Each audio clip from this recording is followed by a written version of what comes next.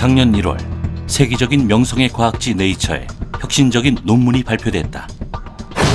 생명과학계에서 과거 수백 년 동안 이어져 왔던 상식을 뒤엎는 획기적인 연구 결과였다. 바로 줄기세포 하나에서 어떤 장기로도 분화할 수 있는 만능세포, 그것이었다. 논문을 발표한 무명의 젊은 과학자 오부카타 하루코는 일약 세계가 주목하는 과학계의 신데렐라로 떠올랐다. 그러나 발표 2달여 만에 하루코의 연구 논문 조작이 밝혀지면서 지도교수인 사사이 요시키가 자살하고 오부카타 하루코는 논문 철회는 물론 이화학연구소에서 파면되었으며 박사 학위마저 박탈당하고 말았다. 또한 일본 최고 기초과학 연구소인 이화학연구소도 그 명예를 잃고 말았다. 연구자 단 한 사람의 부정행위가 자신의 몰락, 학계의 불신은 물론 엄청난 사회적 파장을 불러일으키는 것을 우리는 수없이 목격해왔다. 특히 이제 이공계 연구 같은 경우는 이제 우리 국민의 피땀 어린 그 세금으로 조성된 이제 연구비이기 때문에 그 연구 결과를 조작했다는 것은 우리 사회, 그러니까 학계에서도 용납할 수 없는 상황이고 우리 그 사회에서도 이제 용납하기 어려운 이제 그런 상황이라고 생각이 듭니다. 끊이지 않는 연구 부정. 대체 연구 부정은 왜 근절되지 않는 것일까? 나아가 부정이 없는 참된 연구는 과연 어떻게 지켜지는 것일까?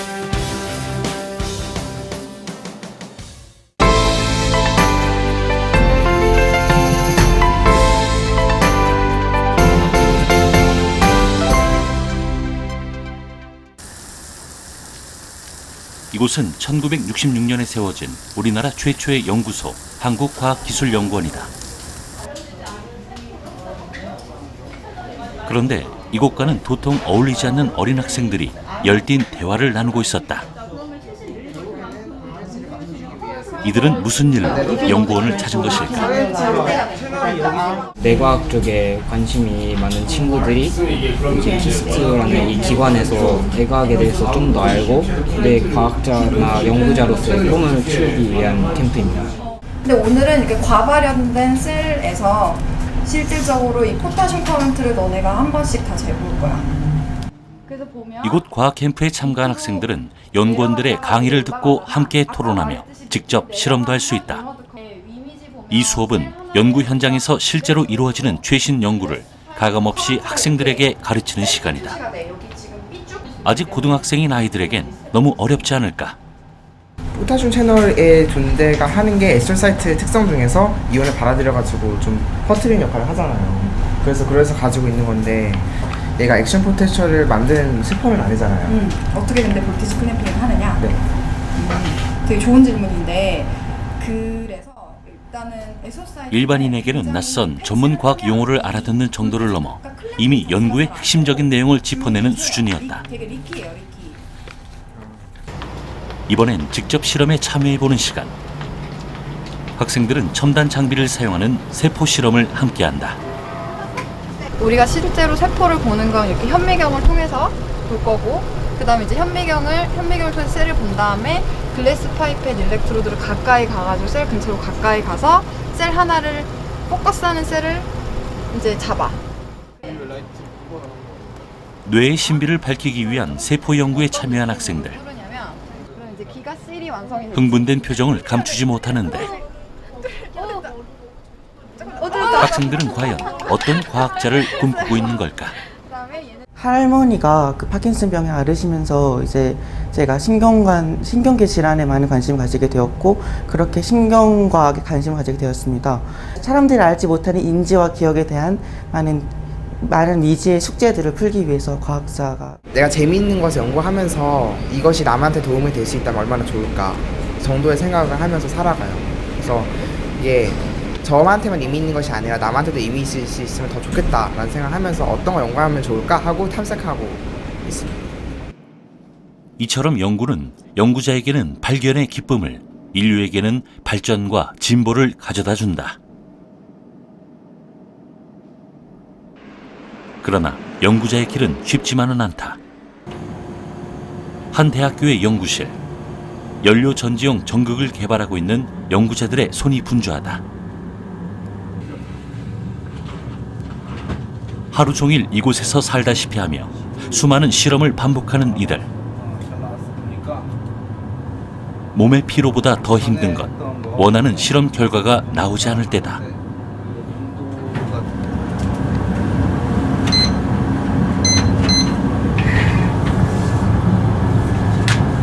이건데 얘네는 4개 정도는 잘 나온 것 같은데 얘가 좀 잘 안 나온 것 같아.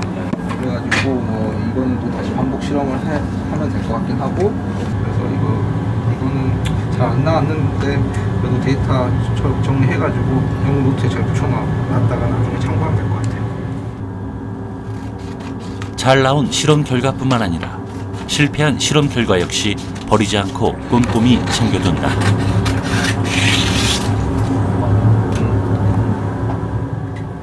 어쩌면 감추고 싶을지도 모를 실패한 결과까지 모두 이 연구 노트에 기록하게 되는데, 이제 이거는 연구를 하면은 바로 이제 그날 실험한 내용과 데이터들을 이제 작성해 놓는 연구 노트라고 하는 거예요. 방금 뭐를 기록하신 건가요?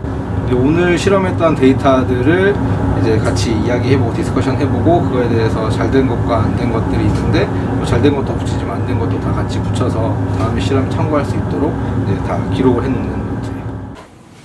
실험의 환경, 조건, 과정, 그리고 현상과 그 결과까지 이렇게 구체적으로 기록한 연구 노트를 가지고 혹여 잘못된 기록은 없는지 여러 번의 토의를 거친다. 이렇게 꼼꼼하게 연구하는 데에는 이유가 있다고 한다. 네, 저희가 한 번 실험한 결과를 가지고서 이것이 진짜 과학적 사실인지 아닌지에 대해서 확신을 할 수가 없습니다. 따라서 여러 번 실험을 진행을 해서 그 결과가 정말 균일한 동등한 결과가 나오는지 확인을 한 다음에 다른 과학자들과 특히 지도 교수님과 이렇게 토의를 하게 되는데, 그 전에 우리끼리 모여서 과학 공부하는 사람들끼리 모여서 이것이 정말 맞는 데이터인지 아닌지를 확인하는 과정을 거치고 있었습니다. 치밀하게 연구한 결과를 모은 뒤에는 반드시 거쳐야만 하는 단계가 있다. 바로 지도 교수에게 자신의 연구와 논문의 진행 상황을 보고하고 평가를 받는 것이다. 이들의 지도 교수이자 이 대학 연구윤리 진실성위원회 위원장을 맡은 바 있는 이원영 교수. 그는 진실한 연구를 항상 강조한다. 그러니까 연구자들은 자신의 연구 결과를 발표할 때 가장 중요한 것은 정직성이 이제 가장 중요합니다. 그래서 10개의 연구 결과가 있을 때 그 하나의 연구 결과에 있어서도 부정직한 방법으로 의도적으로 결과를 조작했다면 그 모든 연구 결과의 진실성에는 이제 의문부호가 이제 찍히게 됩니다. 그래서 그 연구 결과는 그 온전한 연구 결과로 우리가 이제 인정할 수가 이제 없습니다. 그래서 연구 논문에서는 아주 작은 부분이라도 의도성 없이 이제 철저하게 이제 연구 논문을 작성해야만 그 연구 논문으로서의 가치를 이제 우리가 인정받을 수 있습니다. 이렇듯 연구자들이 만들어낸 연구의 결과는 직간접적으로 사회에 영향을 미친다. 결국 연구 논문의 가치와 그 내용의 신뢰도는 더 나은 사회를 만드는 힘과 정확히 비례한다. 이렇게 중요한 연구 논문을 모으고 모아 출판한 결과물이 바로 학술지이다. 과학기술 분야에서 학술지는 그 역사를 함께 해왔는데, 학술지의 탄생은 지금으로부터 약 350년 전으로 거슬러 올라간다. 영국 런던 왕립학회는 새로운 과학적 발견을 공유하고 지식을 교류하기 위해 최초의 학술지를 발간했다. 후속 연구자들은 학술지에 발표된 연구자들의 논문을 토대로 삼아 과학기술 연구를 계속 발전시켜왔다. 350년이 넘도록 명맥을 이어오고 있는 서구에 비해 비교적 짧은 연구 역사를 지닌 우리나라. 우리나라에도 국제적으로 인정받는 학술지가 있다. 안녕하세요. 바로 생화학 분자생물학회다. 아마 오늘 중에 한 편이 이곳의 편집장을 맡고 있는 가톨릭 의대 주대명 교수. 심사 의견이 아직까지 과거 인정받지 못했던 국내 학술지를 세계적인 수준에까지 끌어올린 장본인이다. 하셨기 때문에 네. 아직 1964년 창립호를 발간한 이 학회의 학술지 EMM은 피인용지수 3.0을 넘긴 국제적인 학술지이다.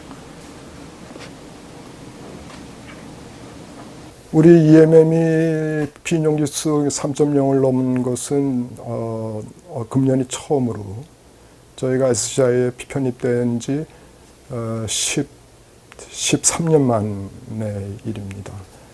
네, 피인용지수가 3.0을 넘었다 하는 뜻은 결국 우리 EMM에 실린 논문들이 평균적으로 다른, 그러니까 SCI 저널에 발표된 논문에 3회 이상, 그러니까 인용됐다 하는 뜻입니다. EMM이 국제적인 명성과 신뢰를 얻기까지 많은 노력이 있어왔다.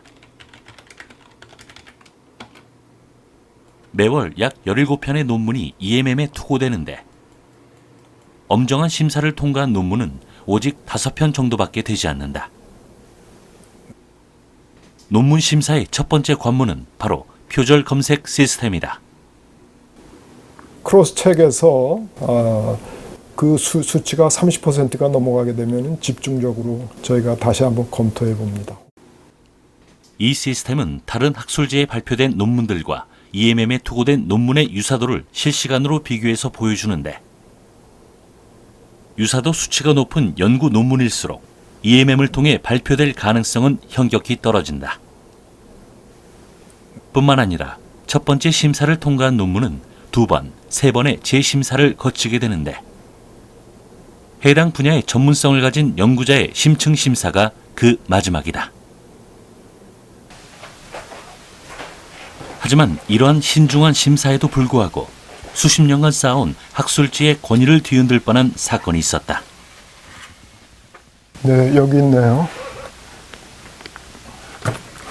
그때 논란이 됐던 논문이 2005년 10월에 발간된 잡지인데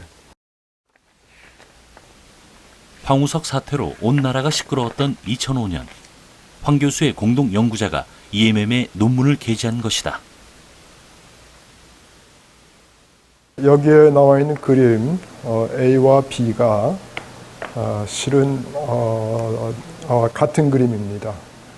이쪽 A 그림을 사실은 확대를 해서 B 그림을 만든 것입니다. 자칫 검찰 조사까지 받을 뻔했던 상황. 엄격한 심사를 거치는데 왜 이런 문제가 발생했을까? 학술지의 편집위원이나 심사위원은 그 논문이 얼마나 그 분야에 큰 파급 효과를 가지면 혹은 새로운 어떤 그 중요한 그러한 발견인가라는 사실에 주로 이제 치중해서 논문을 심사합니다. 즉, 학술지 본연의 임무는 연구 부정을 찾아내는 게 아니라는 뜻이다.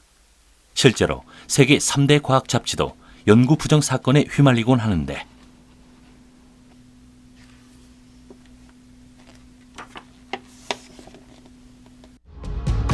그 대표적인 사례가 지난 2004년 세계 3대 과학 잡지 중 하나인 사이언스지에 실린 황우석 박사의 인간 배아 복제 논문 사례인 것이다. 연구윤리의 문제가 사회적 이슈로 제기된 지난 10년.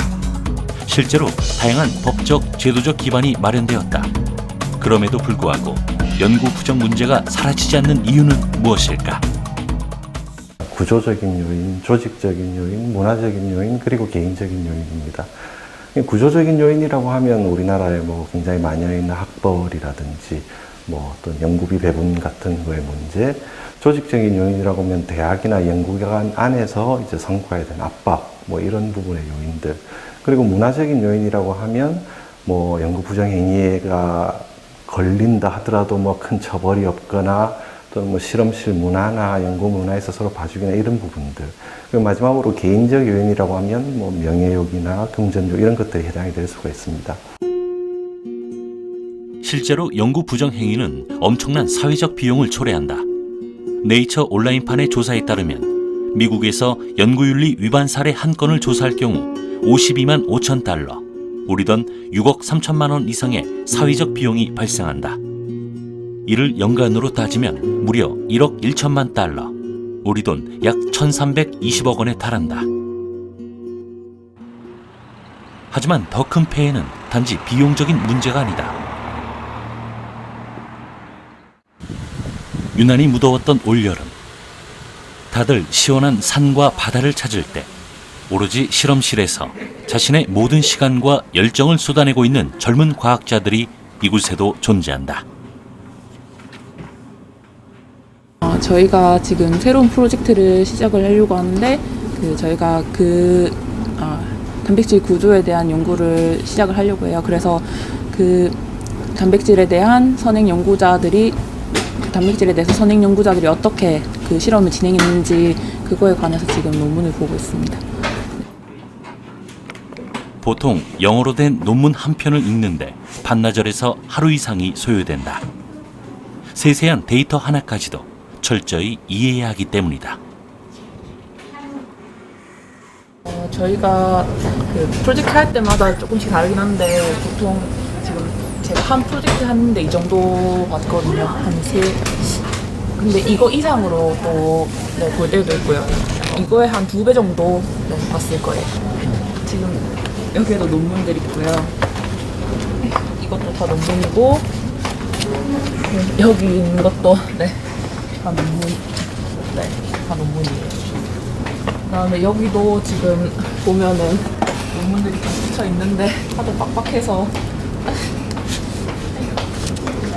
여기도 지금 보면은 그 예전에 읽었던 논문들이거든요. 근데 저희가 지금 필요 없어서 따로 분류해 놓은 논문이에요. 한번 연구 프로젝트를 시작하면 짧게는 몇 개월, 길게는 몇 년의 시간과 노력이 든다. 하지만 참고로 삼았던 선행 논문에 연구 부정이 있었을 경우 그간의 노력은 모두 헛수고로 돌아갈 수 있다.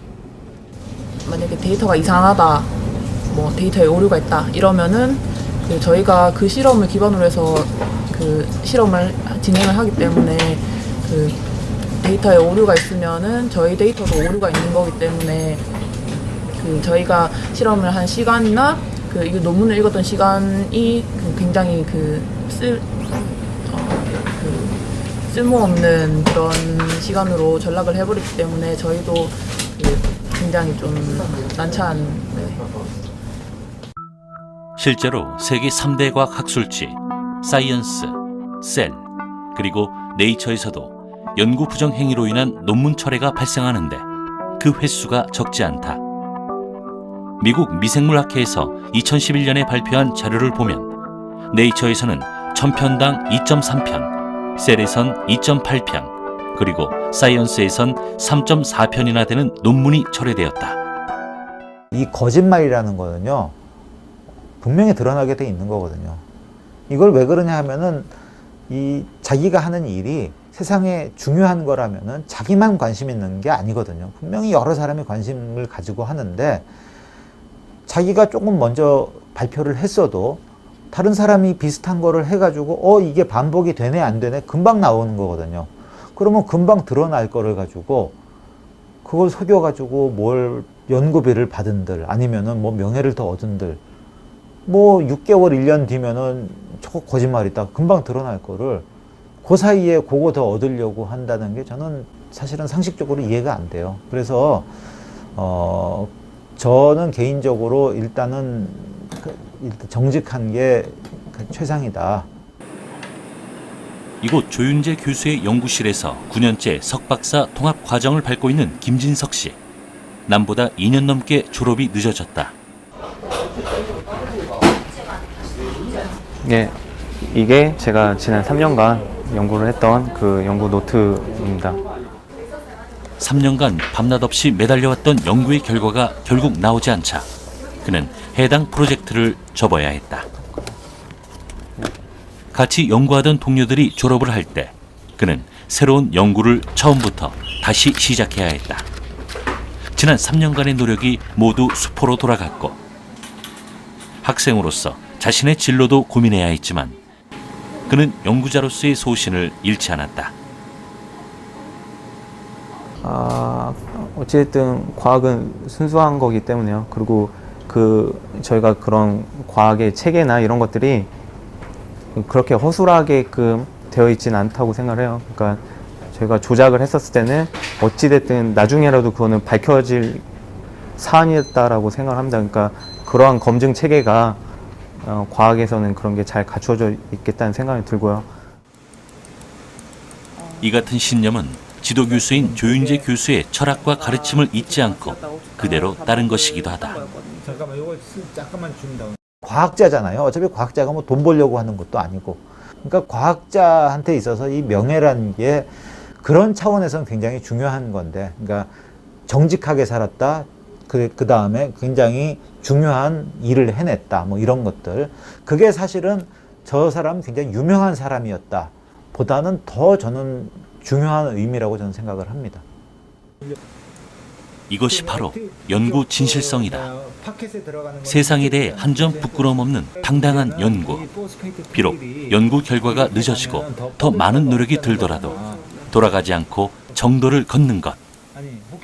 그 연구 진실성이라고 하는 것은 연구 윤리보다는 좀 더 중요한 개념입니다. 좀 더 상위의 개념이라고 할 수 있습니다. 연구 윤리라고 하는 것은 우리를 좀 제약하고 있는 그러한 규범적인 내용들에 비해서 연구 진실성이라고 하는 것은 내 연구가 담고 있는 그러한 메시지가 얼마나 진실되느냐, 얼마나 또 딴 사람에게 진실되게 받아들여질 수 있느냐, 이런 것을 결정해 주는 그러한 요소들입니다. 국내 연구자들에겐 다소 생소했던 연구윤리의 개념을 확립시키기 위해 지난 10년간 연구 진실성을 교육해온 황은성 교수. 다른 사람의 글을 한 문장이라도 갖다 쓰면 안 될까요? 이런 고민을 합니다, 학생들은. 단 한 문장. 만약 무의식적으로 쓰게 된 한 줄도 문제가 될까? 연구윤리라고 하는 것은 지식이 아니고 의식화다라고 하는 생각을 하게 됐고요. 그래서 그 의식화를 하기 위해서 학생들하고 같이 토론을 하는 그러한 시간을 많이 보냈습니다. 무슨 어떤 주제를 던져주고 이것이 왜 잘못된 건지, 이것이 왜 문제가 있는지, 이런 것들을 같이 얘기하면서 서로 다르게 생각하는 그러한 생각들을 점점 차이를 좁혀나가는 작업을 하게 됐죠. 한 문장을 갖다 쓰더라도 이것이 네가 쓴 것이 아니라면 쓴 사람을 밝혀줘라, 이겁니다. 그러니까 우리가 표절이라고 하는 것에 대한 정의를 얘기를 해주는 건데요. 한 문장이라도 다른 사람의 글을 갖고 와서 네 것이 그냥 쓰면은 이건 표절이라는 얘기입니다. 마치 그런 거 마찬가지예요. 다른 사람의 돈을 훔치는데 100원을 훔치나 1억을 훔치나 훔친 건 똑같다는 얘기입니다. 징벌의 차원은 좀 틀리겠죠. 그렇지만 데피니션상 표절이다. 다른 논문을 많이 읽고 그 다음에 제 아이디어를 만들어내는 과정이 있기 때문에 그 과정에서 내 아이디어가 아닌데 내 아이디어로 착각할 수 있는 경우가 굉장히 많거든요. 그거를 예민하게 봐야 되고 어느 부분까지가 다른 사람의 아이디어고 이 부분은 이렇게 다르기 때문에 나의 아이디어라는 거를 정확하게 말을 해줘야 되는 게 중요하다고 저도 항상 생각은 했었는데 이번에 정리를 해주시니까 이렇게 보고를 하면은 그거에 대한 오해가 없고. 그렇다면 연구 진실성을 확립하기 위한 앞으로의 과제는 무엇일까? 사실 대학에서 연구윤리 문제는 어제 오늘의 문제가 아닙니다. 앞으로도 또 계속될 수 있는 그러한 문제이기도 하고, 그래서 저희 대학 연구윤리 협의회를 이제 발족을 계기로 해서 각 대학 간의 상호적인 유기적인 협력 체제를 좀 구축을 하고, 연구 부정을 걸러내기 위한 제도들이 오히려 창의적인 연구에 걸림돌이 되지 않도록 가장 이상적인 검증 시스템을 만드는 것. 그것이 이들의 과제이다. 대학마다 처하는 환경은 다르지만 어떤 비슷한 사안에 대해서 각각 다른 어떤 결론이 난다고 그랬을 때 굉장히 좀 당혹스러운 부분이 있거든요. 근데 이런 협의회를 통해서 이렇게 각 그 대학의 담당자들이 서로 의견을 나누고 또 필요에 따라서는 어떤 같은 보조를 맞출 수도 있겠다 이런 좀 생각이 들어서 그런 부분에서 굉장히 유익했습니다. 지난 2007년부터 연구 진실성 검증의 실제적 문제와 해결 방안을 연구해온 박기범 박사. 그는 앞으로의 해결 방안을 이렇게 말한다.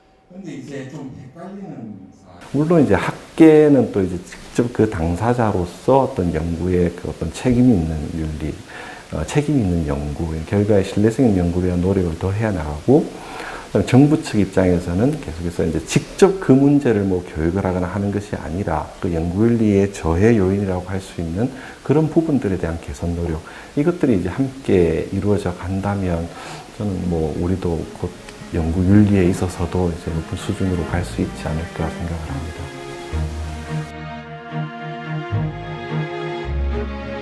우리나라 연구 역사는 아직 반세기밖에 되지 않았다.